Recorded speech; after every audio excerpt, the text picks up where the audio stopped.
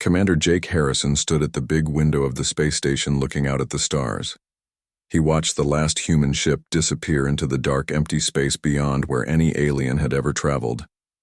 The ship carried 5,000 people, who would never see Earth again. Jake felt tired in his bones. He had been fighting this fight for 20 years, and now it was over. 3 years ago, humanity had tried one last time to get a fair deal from the Galactic Council. They had asked for equal votes and equal treatment. The answer came back fast and clear. 847 alien species voted no.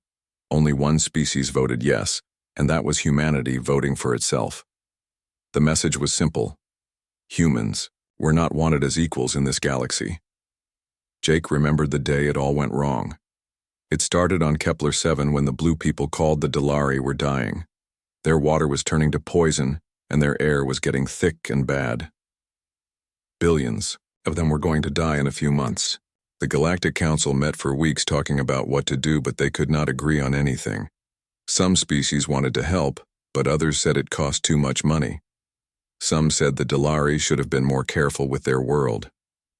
While the aliens talked and argued, a human engineer named Lisa Martinez got to work. She did not ask for permission or wait for votes. She just started building machines that could clean the Dalari air and water. Lisa worked for 18 months without taking a real break. She slept 4 hours a day and ate food bars while she designed new technology. Her machine saved 3 billion Dalari lives. The Galactic Council was not happy about this. They said humans were too quick to act and too dangerous. They said humans did not follow proper procedures.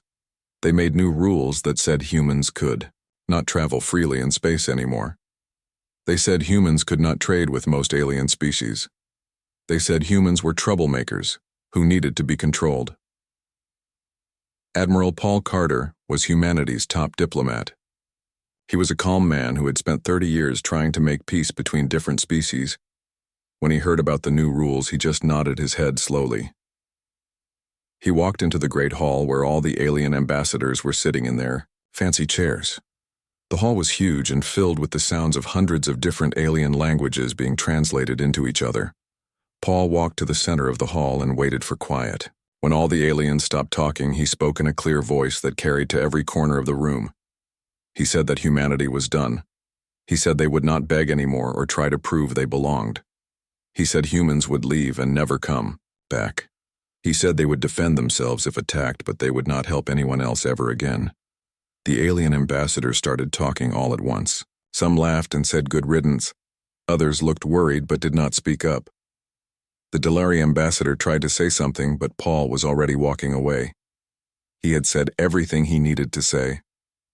On Earth, the news spread fast. President Helen Parker called a meeting with all the human leaders.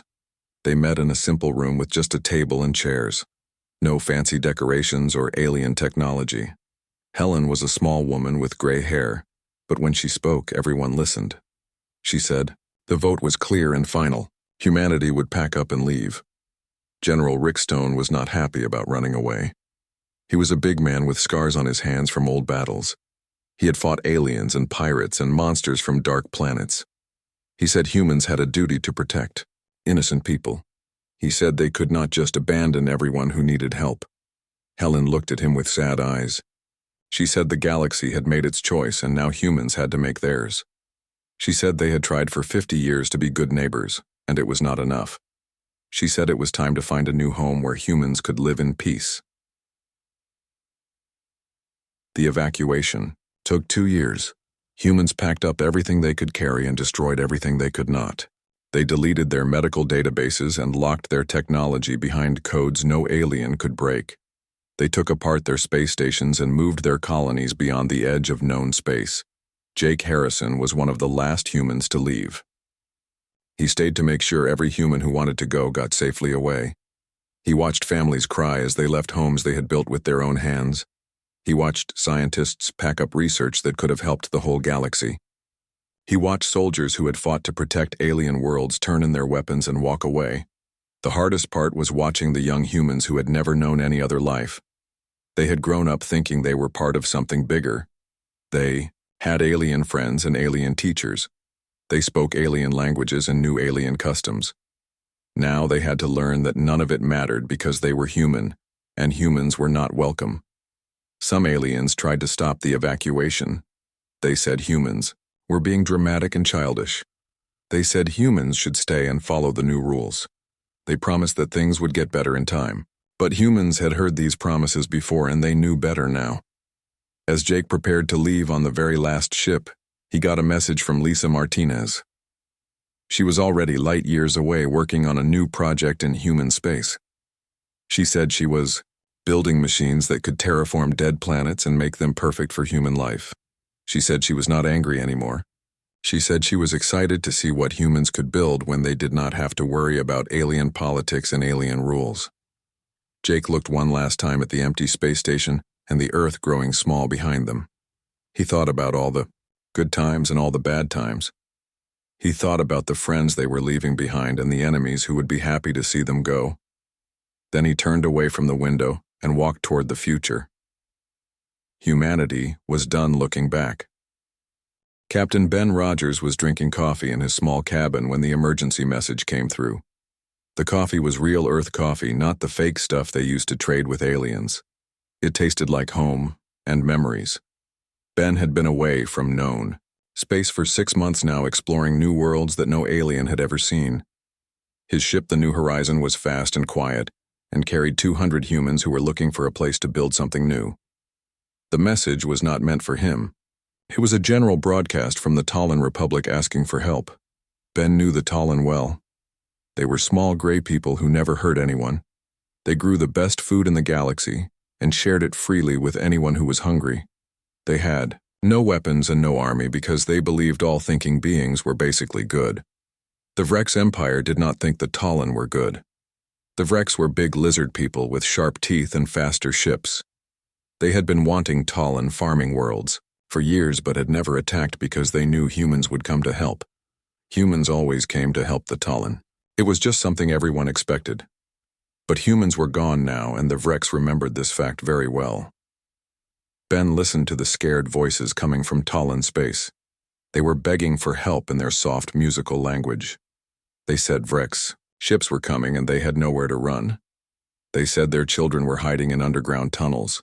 They said they would give anything to anyone who would save them. Dr. Amy Foster was Ben's chief medical officer. She was a smart woman who had saved more alien lives than she could count. She came to Ben's cabin when she heard the broadcast. Her face was white and her hands were shaking. She said they had to do something. She said the Talin were good people who had never hurt anyone.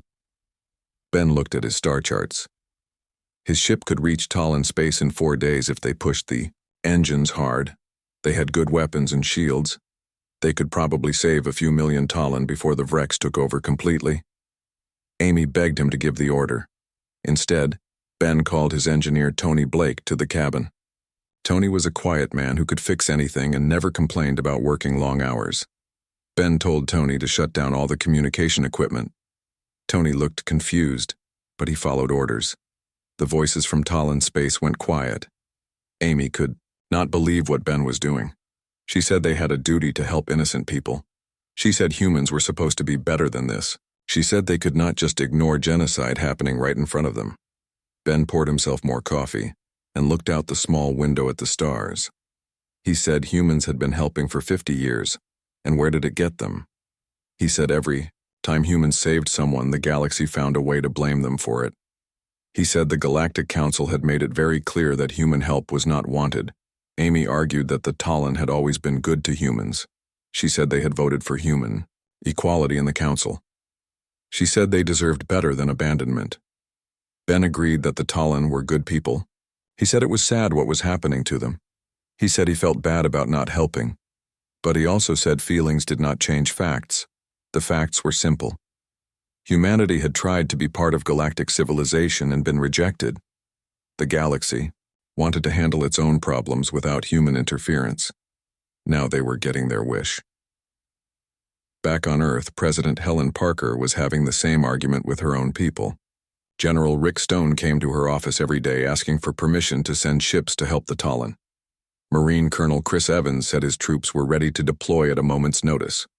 Admiral Susan Hayes said the fleet could reach Talin space in 2 weeks. Helen listened to all their arguments. She understood their frustration and their desire to do what was right. But she also understood something they did not want to accept. The galaxy had to learn to solve its own problems. Humans could not be both unwanted troublemakers and required saviors. The aliens had to pick one. The Talin Republic fell in 3 weeks. The Vrex moved fast and hit hard. They destroyed the Talin defense satellites in the first hour. They landed troops on 12 planets before the Talin even knew they were under attack. The Talin tried to surrender, but the Vrex were not interested in surrender. They wanted slaves and new worlds to strip mine. News reports showed Talin families being loaded onto prison ships. Children were separated from parents. The beautiful Talin cities with their crystal towers and floating gardens were bombed into rubble. The Vrex took everything valuable and burned the rest.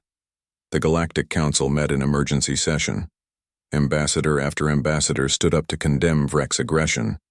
They passed resolution after resolution demanding Vrex withdrawal. They imposed trade sanctions and diplomatic penalties. They did everything except actually fight. Some council members quietly asked where the human fleet was. They were told humans had withdrawn from galactic affairs. The council members nodded and went back to writing more resolutions. Captain Sandra Hill was monitoring the emergency broadcasts from her exploration ship deep in unknown space. Sandra had been a Galactic Defense Force officer for 15 years, before the Exodus. She had fought pirates and slavers and alien monsters. She knew how to win battles and save lives. Her crew was getting angry listening to the reports from Talin space. They wanted to do something to help. Sandra understood their feelings, but she also understood orders. Humanity was done fighting other people's wars. The worst part was listening to Talin broadcasts that were clearly meant for human ears. Old Talin farmers who remembered human engineers helping them improve their crops. Talin doctors who had worked alongside human medics during plague outbreaks. Talin children who had learned human songs and human games. They all asked the same question. Where were their human friends now that they needed help? Sandra turned off the communications array and ordered her ship deeper into unexplored space. Behind them, the Talin Republic died slowly, while the galaxy watched and did nothing. It was the first time in 50 years that genocide had happened in civilized space without human ships arriving to stop it. The lesson was clear, but nobody wanted to learn it yet. Humans had been the galaxy's immune system. They had fought off infections of cruelty and greed before they could spread. Now the galaxy would have to develop its own immunity or learn to live with disease. Amy Foster found Ben Rogers in the ship's observation lounge 3 days after the Talin surrender. Ben was looking out at a beautiful nebula painted in colors that had no names. Amy sat down next to him without saying anything. After a long time, Ben spoke. He said he felt like part of his soul had died. He said every instinct he had told him, to turn the ship around and go help. He said walking away from innocent people was the hardest thing he had ever done. Amy said she understood. She said she felt the same way. She said maybe that was the price of freedom. Sometimes you had to choose between doing what felt right and doing what was necessary for your people's survival. Ben nodded and kept looking at the stars. Somewhere behind them, the galaxy was learning what life looked like without humans to solve every problem. It was not a pretty lesson, but it was one they needed to learn. Dr. Jennifer Cole looked at the cure she had just finished creating and felt sick to her stomach. The small blue vial contained enough medicine to save millions of lives across the galaxy. The Gentarim plague was killing whole planets, and this simple injection could stop it completely. But the cure would stay locked in human databases where no alien could reach it. Jennifer worked in a secret research facility beyond the edge of known space. The facility was built inside a dead moon that had been hollowed out and filled with the most advanced laboratories humanity had ever created. Here, human scientists worked on projects they could never have attempted while under alien oversight. No ethics committees full of aliens who did not understand human methods. No regulations written by species who thought humans worked too fast and took too many risks. The Gentarim plague had started 2 years after humanity left galactic space. It was a virus that attacked the nervous systems of most alien species. The symptoms were horrible. First came weakness and confusion. then paralysis, and finally death. The virus spread through air and water and touch. Whole cities had been abandoned. When the plague arrived, the galactic medical establishment had been working on a cure for 18 months with no success. They tried every treatment they knew and created dozens of experimental vaccines. Nothing worked. The virus was too smart and changed too fast. Every time the alien doctors thought they had found an answer, the plague adapted and kept killing. Jennifer had solved it in 6 weeks. She understood the virus better than its creators because she approached the problem like a human engineer instead of an alien academic. She did not try to kill the virus or block it. Instead, she found a way to make infected cells invisible to the plague. The virus would lose interest and move on to look for other targets that did not exist. The solution was elegant and simple, and completely against every rule of alien medical ethics. The aliens believed medicine should attack disease directly. They thought Jennifer's approach was too sneaky and dishonest. They would never have approved it even if they could understand how it worked. But humans were not part of galactic civilization anymore, so human ethics were the only ones that mattered. In human labs, the plague was hitting the outer colonies the hardest. These were worlds where poor aliens lived and worked in dangerous jobs. The rich core worlds had better hospitals and cleaner cities where the plague spread more slowly. The Galactic Council was focusing their limited resources on protecting the important worlds where important aliens lived. Jennifer had grown up on one of those outer colony worlds. Her parents had been human engineers who helped build water treatment plants for alien farmers. She remembered playing with alien children who taught her their games and shared their food. She remembered alien families who had been kind to a lonely human girl whose parents worked long hours. Those same kinds of families were dying now while she held the cure in her hands. Captain Sandra Hill brought Jennifer the latest reports from galactic space. Sandra's exploration ship made regular trips back toward the old borders to gather intelligence. The news was always bad, but someone had to keep track of what was happening to the civilization humans had left behind. The reports showed that technology across the galaxy had stopped improving. For 50 years, human innovation had driven everyone else to work harder and think smarter. Human engineers would build something amazing, and alien engineers would spend years trying to match it. The competition had pushed everyone to create better tools and faster ships and smarter computers. Without humans to compete with, the aliens had gotten comfortable and lazy. Why work hard on new technology when there was no one to compare it to? Why take risks on experimental research when you could just do the same things you had always done? The economic reports were even worse. Galactic trade was falling apart, without human-built infrastructure to support it. Human engineers had designed the jump gates that connected distant worlds. Human mathematicians had calculated the trade routes that made interstellar commerce profitable. Human technicians had maintained the communications networks that let different species talk to each other across vast distances. All of that was breaking down now, and the aliens did not know how to fix it. They could use human technology, but they had never bothered to learn how it really worked. They had been content to let humans handle the complicated stuff, while they focused on politics and philosophy and art. The Altarian Federation was learning this lesson the hard way. The Altarians were proud traders who had built their empire on buying and selling goods between different worlds. They were smart negotiators and tough business people, but they had relied completely on human technology to move their products through space. Ambassador Veltar of the Altarians had been sending messages to Earth for months. The messages started polite and formal. He offered trade deals and cultural exchanges. He suggested that maybe the past misunderstandings could be worked out through careful diplomacy. When Earth did not respond, the messages became more desperate. Veltar offered massive payments for human technical support. He promised favorable trade status and political concessions. He begged for just a few human engineers to help keep the Altarian trade networks running. The messages went unanswered, because Earth was not listening. Humanity had built new communication networks that did not connect to galactic space. They were talking to each other and exploring new frontiers and building new civilizations that had nothing to do with the galaxy they had left behind. But some humans were still listening, and what they heard made them angry. Captain Danny Walsh commanded a deep space exploration vessel that had been monitoring alien communications for security reasons. His job was to make sure no alien military forces were planning attacks on human settlements.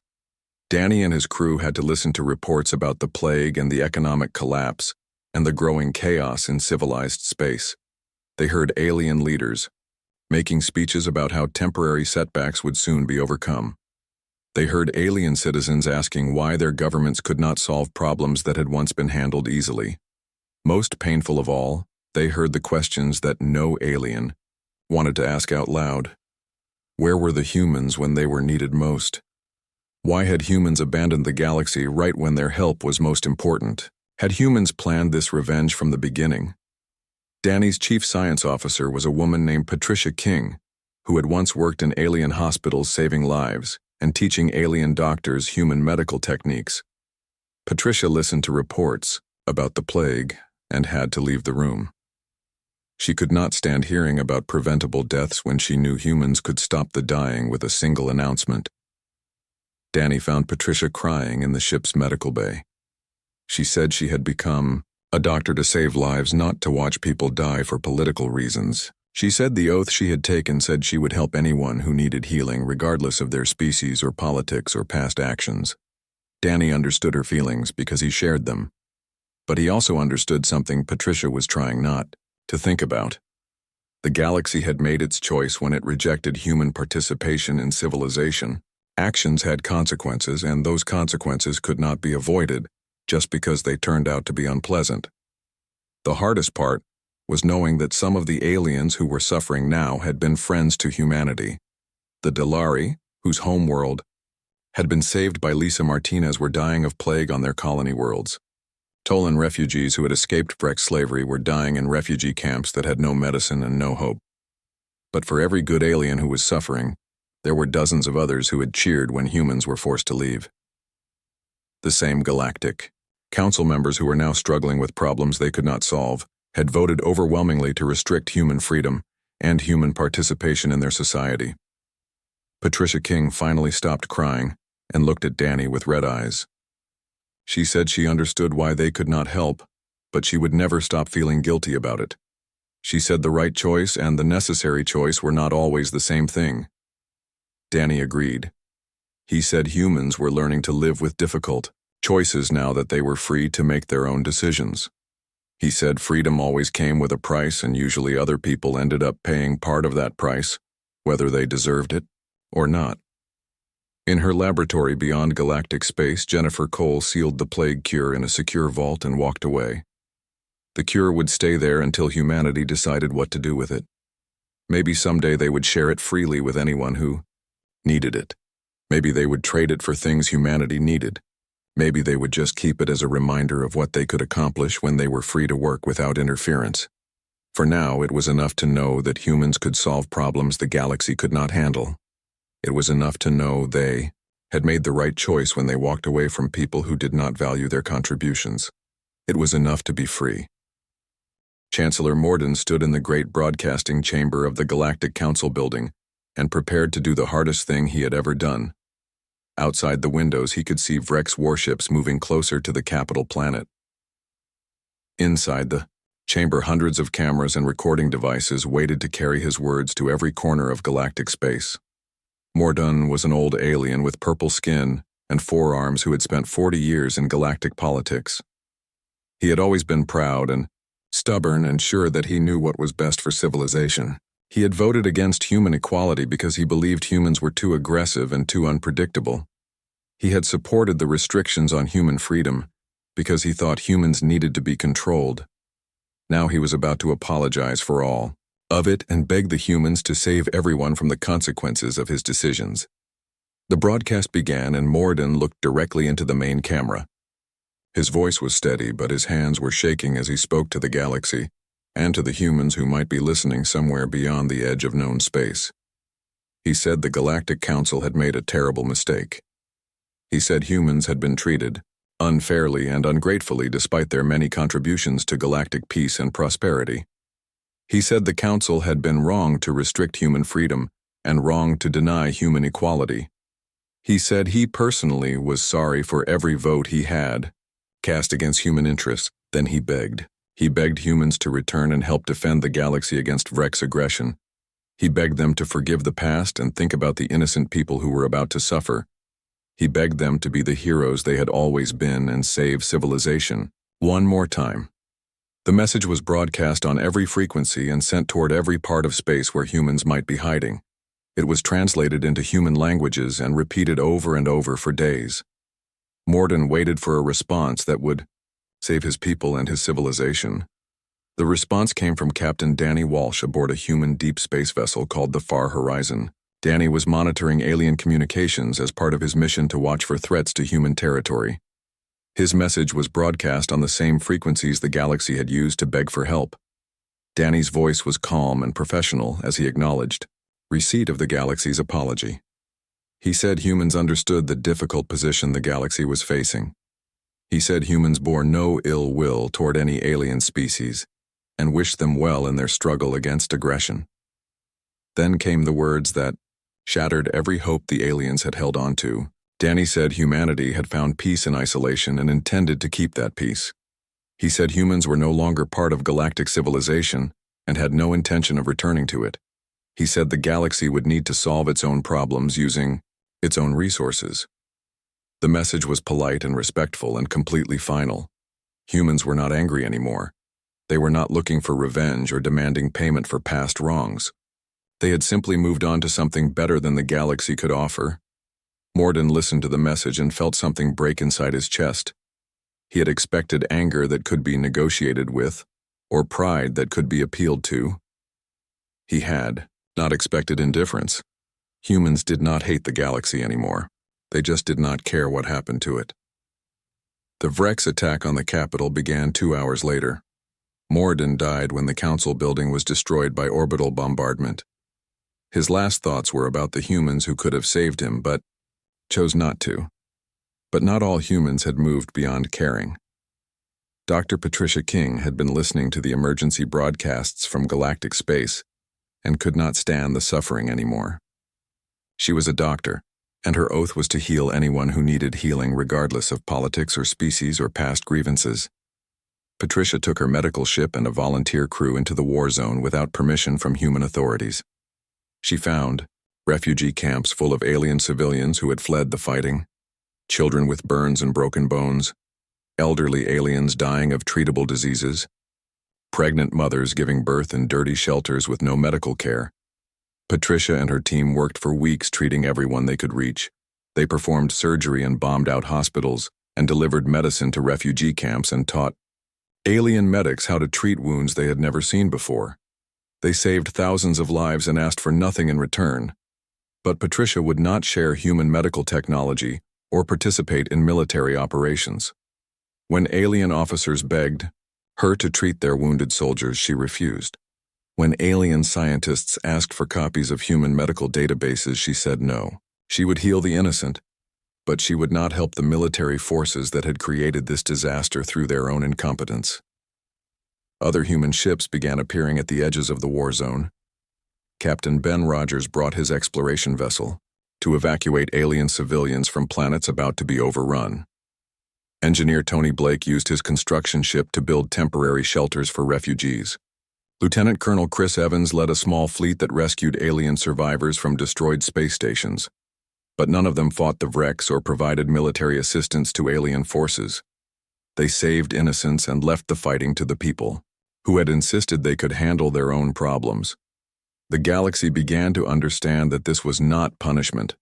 Punishment would have been humans actively helping the Vrex or attacking alien forces directly. This was something worse than punishment. This was indifference. Humans had evolved beyond needing galactic approval or participation. They were helping civilians because helping innocents was part of human nature, but they no longer cared about galactic politics or galactic survival. Young alien leaders like Commander Zathlock finally understood what they had lost when humans left. It was not just military protection or technological innovation. It was the sense of being part of something larger than themselves. Humans had provided meaning and purpose to galactic civilization by giving everyone something to strive for and compete with.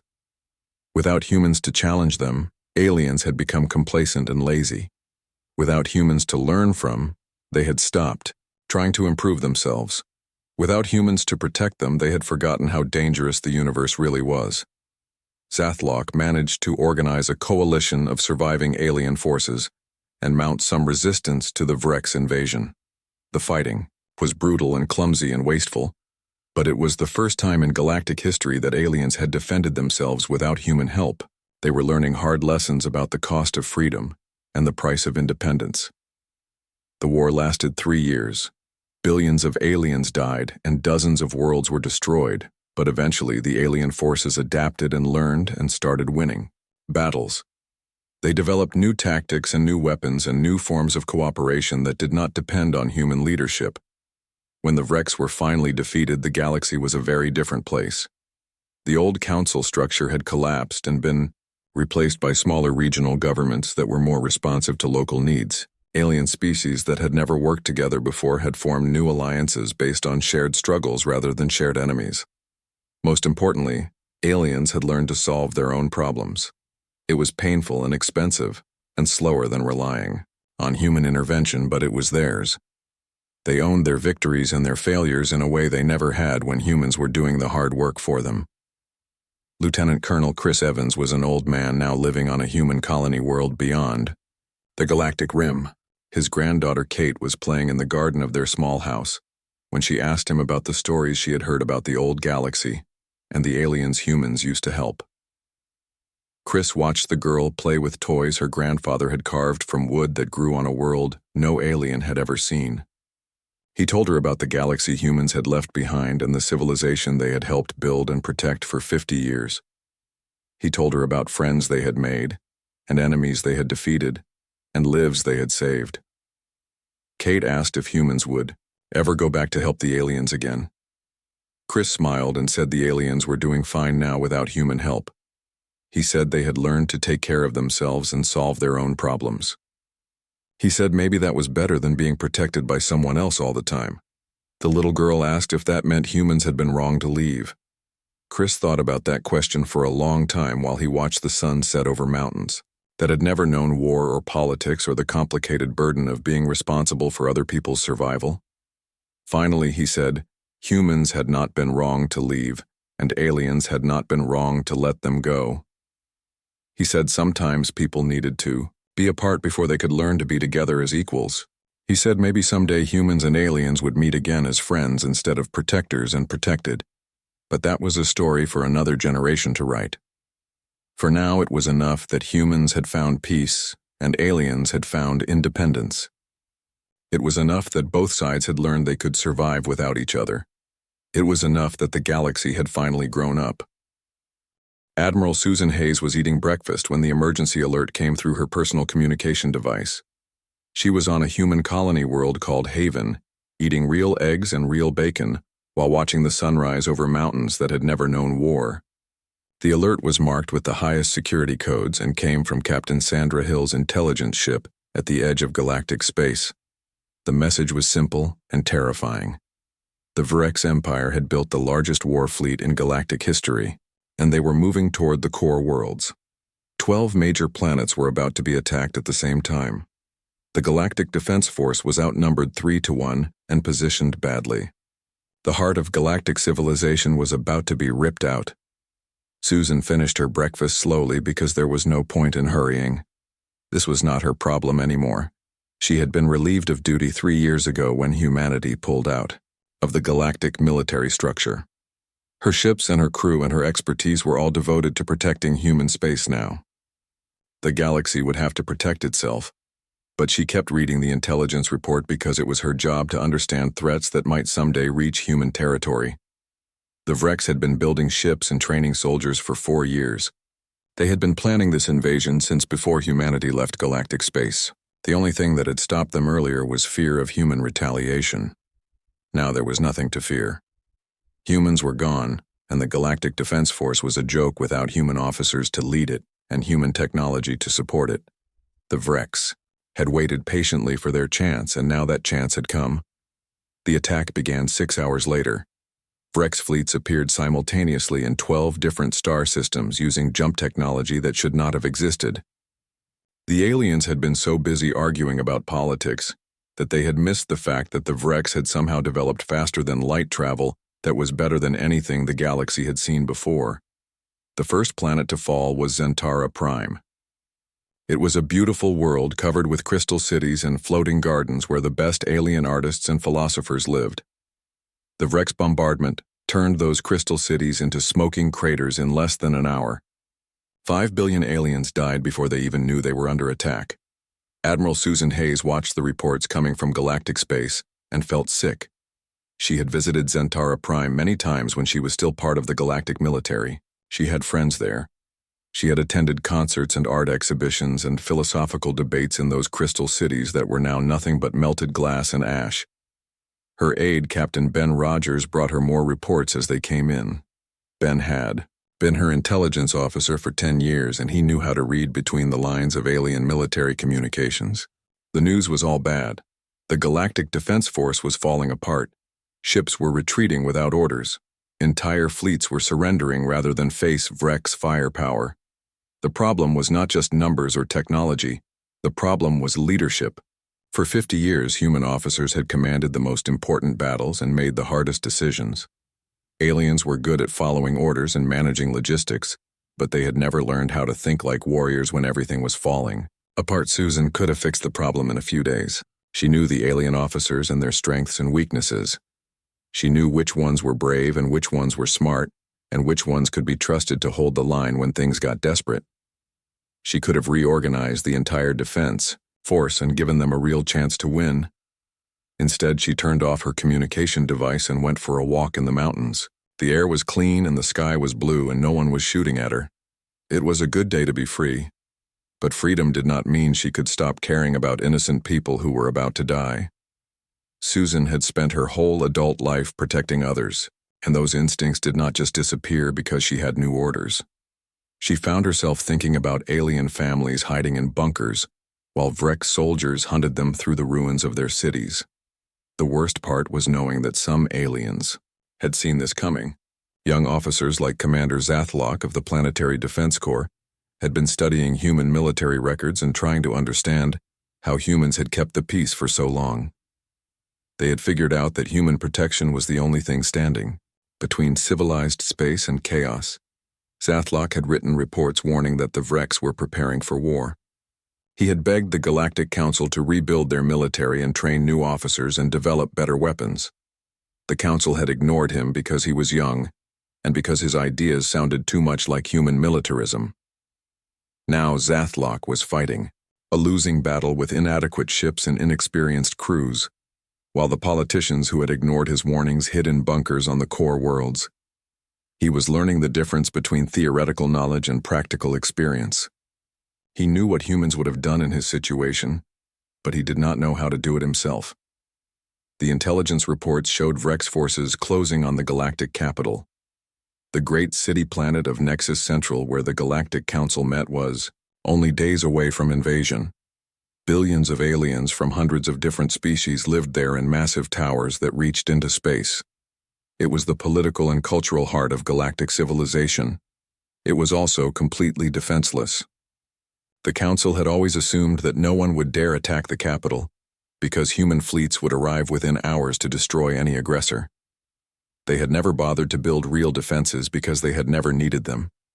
Ambassador Kretos of the Dalari Coalition arrived at the edge of human space with a fleet of 200 ships. The Dalari were the blue water people whose homeworld had been saved by human engineer Lisa Martinez. They owed their entire species to human intervention, and they had never forgotten it. Kretos requested permission to enter human territory and speak with human leaders. Her message was broadcast on all frequencies so every human would hear it. She said the galaxy had made a terrible mistake. She said they needed human help and were willing to do anything to get it. She said billions of innocent people were about to die if humans did not return. The response came from Admiral Susan Hayes herself. Susan's message was calm and professional and absolutely final. She said humanity appreciated the Dalari position, but could not provide military assistance to alien governments. She said humans had withdrawn from galactic affairs permanently. She said the galaxy had made its choice and now had to live with the consequences. Kretos tried to negotiate. She offered vast payments and favorable trade deals and political concessions that would have made humans equal partners in galactic government. She promised that things would be different if humans would just help one more time. Susan's second message was shorter. She said humans were no longer interested in being part of galactic civilization on any terms. She said they had found peace in isolation and intended to keep it. She said the Dalari fleet should return to galactic space and focus on defending their own people. The rejection spread across alien communication networks within hours. For the first time in galactic history, humans had refused to help when asked directly.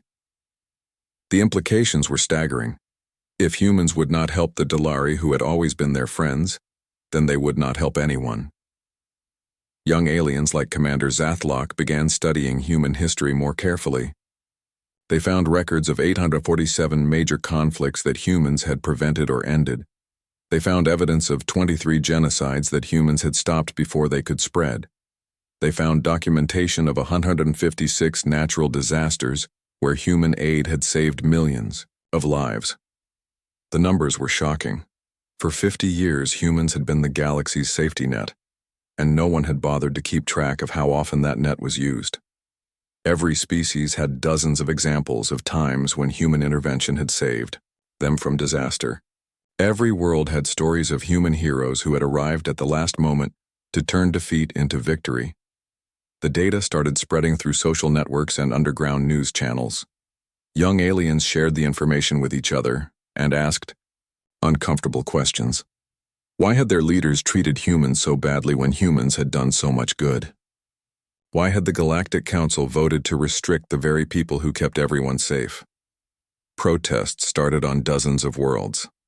Alien citizens demanded that their governments apologize to humanity and begged them to return. They wanted to know why their leaders had been so stupid and so ungrateful. They wanted to know what was going to happen now that their protectors were gone. The protests were suppressed quickly, but the questions remained.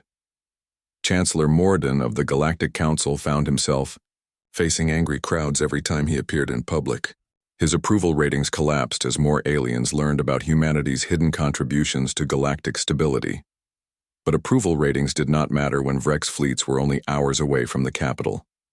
Morden faced a choice that no galactic leader had ever confronted. He could watch civilization die with his pride intact, or he could swallow that pride and beg humans for help. The choice was not really a choice at all.